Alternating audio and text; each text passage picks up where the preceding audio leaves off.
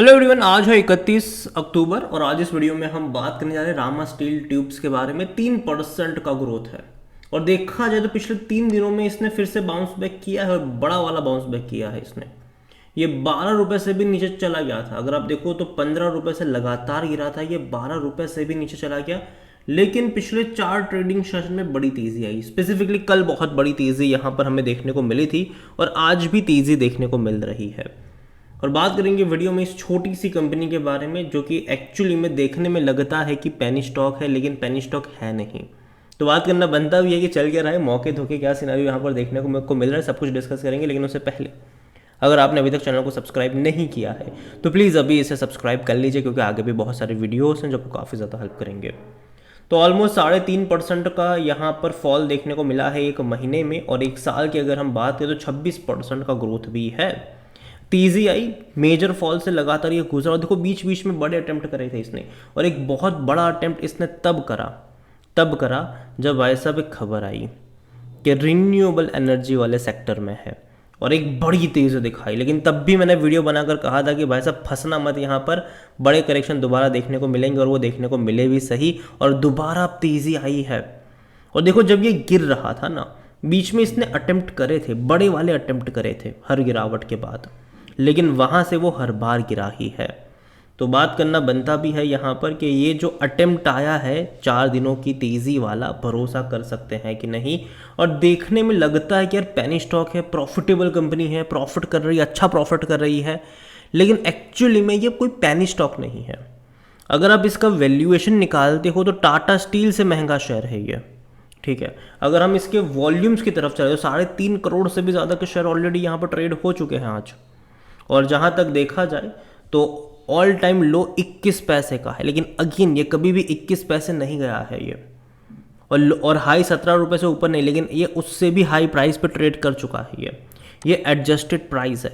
Bonus और split के चलते इसको पेनी स्टॉक बनाया गया है।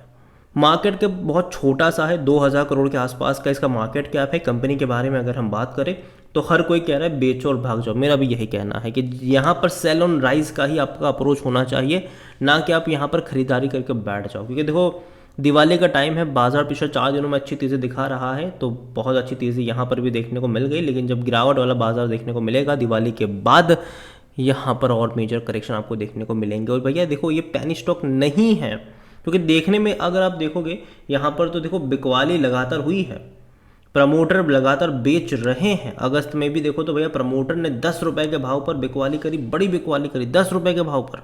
अब आप बोलोगे 10 रुपये के ऊपर ही शायद तो ट्रेड कर रहा है, तो प्रमोटर का तो लॉस है, लेकिन नहीं, प्रमोटर को पता है ना कि वैल्यू क्या है। देखिए 2023 में 36 रुपये पर बिकवाली करी थी, 2022 में 76 रुपये से बिकवाली करी थी प्रमोटर ने, ठीक है। तो समझ रहे हो कि यहाँ पर हो क्या रहा है। और जैसे कि मैंने कहा पेनी स्टॉक है नहीं, बनाया गया है इसको। और जहाँ तक कंपनी में बोनस की बात की तो भाई साहब कई बार बोनस दे चुका है, कई बार स्प्लिट हो चुका है। ये एक्चुअली में पेनी स्टॉक है नहीं, इसको पेनी स्टॉक बनाया गया है। अगर ये बोनस और स्प्लिट ना हुआ होता, अगर हम इसको काउंट ना करें, तो इसका प्राइस 5 से 6 हज़ार रुपये बनता है, जो कि टाटा स्टील से भी कई गुना महंगा है ये। अगर आप यहाँ पर देखो इनका बोनस देखो तो 2016 में इसने पे किया था बोनस, एक शेयर पे 4 शेयर मिले थे। 2022 में पे करा था, एक शेयर पे 4 शेयर मिले थे, और अभी 2024 में भी पे करा है, एक के ऊपर 2 शेयर मिले हैं यहाँ पर, और स्प्लिट भी हुआ है ये। और जहाँ तक बात करें अगर आप इसका शेयर प्राइस 6,000 रुपये मान के चलो 2016 में, अगेन फॉर एग्जांपल मैं कह रहा हूँ, ठीक है, तो एक शेयर पे 4 शेयर अगर आपको मिलते हैं तो आप समझिए कि अगर 6,000 रुपये का प्राइस है तो वो एडजस्ट होकर 1200 से 1500 हो गया, ठीक है। और बाद में ये स्प्लिट भी हुआ, ये 5 शेयर का 10 शेयर, मतलब एक शेयर का 2 शेयर आप मान के चलो यहाँ पर, तो जो प्राइस 1200-1500 का था वो और कम होकर 600 के करीब आ गया। एक ही साल में 6,000 रुपये का शेयर 600 रुपये का हो गया यहाँ पर, समझ रहे हो। बाद में क्या हुआ, अगेन इन्होंने बोनस का गेम खेला, एक पे 4 शेयर इन्होंने दे दिए, जिसका मतलब ये जो 600 रुपये का प्राइस था वो एडजस्ट हो गया और कम हो गया, और 150 और 100 मतलब 200 के बीच का आ गया यहाँ पर। वापस यहाँ पर ये इन्होंने करा, एक पे 5 शेयर दे दिए, ठीक है, एक पे 5 शेयर, सोचो स्प्लिट होकर, तो जो 150 रुपये का जो आसपास का प्राइस था वो यहाँ पे सीधा 30 रुपये के करीब चला गया, और दोबारा बोनस दे दिया, एक पे 2 शेयर, तो जो 30 का था वो सीधा आ गया भैया 10-12 रुपये पर, समझ रहे हो। और ये आज का प्राइस है, तो इसका एक्चुअल प्राइस 6,000 आप मान के चलो यहाँ पर। और ये मैं कई बार बोल चुका हूँ वीडियोस में, कई बार बोल चुका हूँ मैं। इससे पहले भी जब इसके ऊपर मैंने वीडियो बनाए थे, मैंने ये चीज़ आपको बताई है। मैं दोबारा आपको ये इसलिए बता रहा हूँ क्योंकि काफ़ी लोग ऐसे होंगे जो 15-16 पे खरीद के बैठ जाएंगे, फिर बोलेंगे कि सर गिर गया, मैं क्या करूँ। मतलब मैंने तो कंपनी के फंडामेंटल्स देखे थे, अच्छे फंडामेंटल्स थे, अच्छा खासा प्रॉफिट था, अच्छा खासा रेवेन्यू था, और पेनी स्टॉक में इतने अच्छे प्रॉफिट्स होते नहीं है, तो मैंने खरीद लिया। अगेन सोचो कि पेनी स्टॉक है तो वो क्यों है पेनी स्टॉक है, या उसको बनाया गया है? इसको बनाया गया है पेनी स्टॉक, ठीक है। और रामा स्टील ट्यूब्स की अगर हम बात करें वैल्यूएशन के हिसाब से तो ये महंगा है, 73 का पी रेशियो है इसका, 73 का, सस्ता नहीं है ये। और जाहिर सी बात है कोई भी एनालिस्ट खरीदारी के रिकमेंडेशन यहाँ पर नहीं दे रहा है। फाइनेंशियल्स भी अगर आप देखोगे इस कंपनी के तो यहाँ पर देखो तो अच्छे हैं, बुरे नहीं हैं, ठीक है। लेकिन हालांकि लास्ट क्वार्टर के नंबर उतने खास भी अच्छे नहीं थे। अगर आप यहाँ पर नज़र करोगे तो सिर्फ 217 करोड़ का ही रेवेन्यू था, और प्रॉफिट भी इनका घट के 6.5 करोड़ का हो गया था।